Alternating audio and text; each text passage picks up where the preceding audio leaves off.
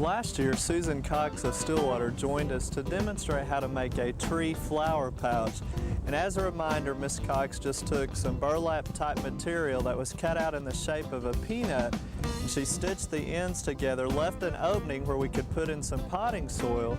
Then she stitched that in too, and then we just draped the flower pouch over some branch angles of a particular tree, planted in some impatiens, and as you can imagine, towards the end of the summer, it was a spectacular display. It almost looked like impatiens were growing out of the trunk of the tree.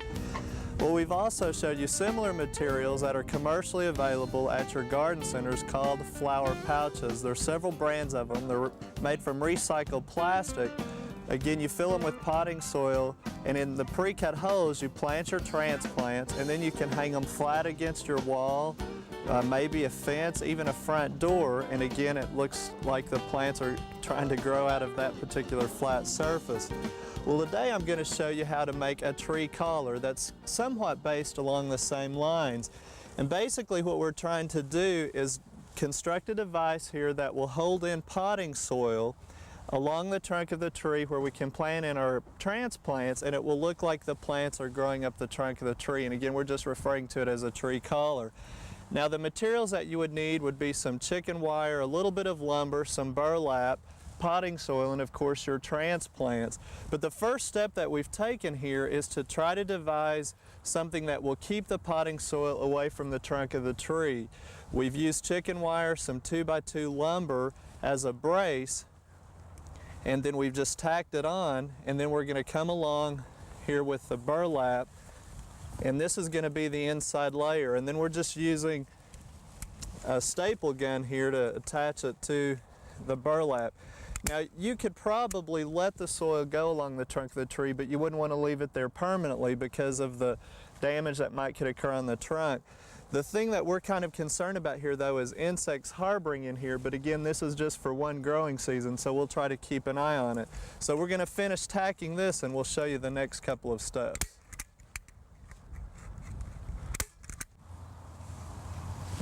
Well, now we've assembled our second layer, which again is just chicken wire with burlap. We measured the width that we need. We just rolled out the chicken wire, and then we've attached the burlap to the inside layer. And we've just propped it up here using some stakes that we've put down into the ground for a few inches. And not only will those stakes help keep us apart here where we'll have space to put the soil, but we can use those stakes to staple to keep the skirt from working its way up so the soil won't fall out at the bottom. So now I'm just going to get this hooked together using the stakes, and then we'll start filling it with potting soil.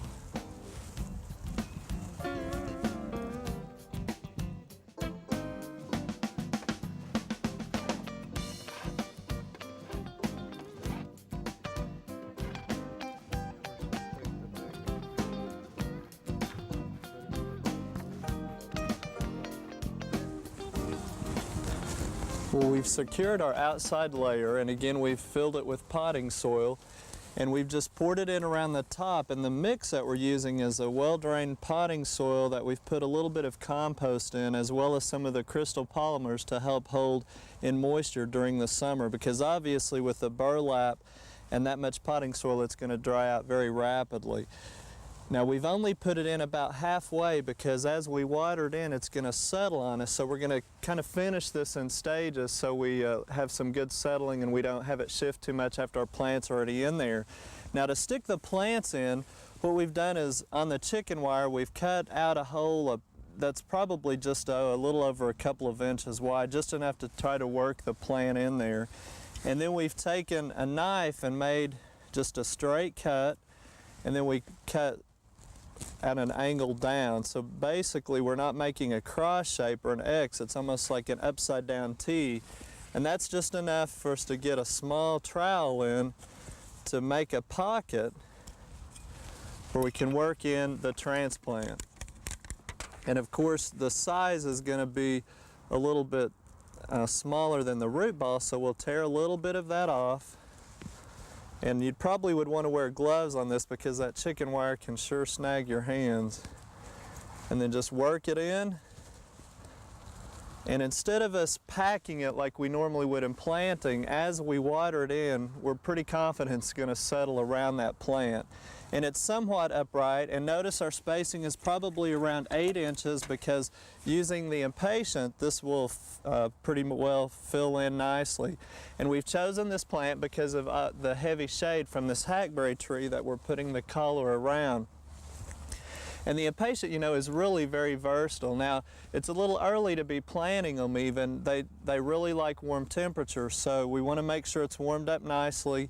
And the color spectrum is phenomenal. We're using pinks, red, and white in this particular planting.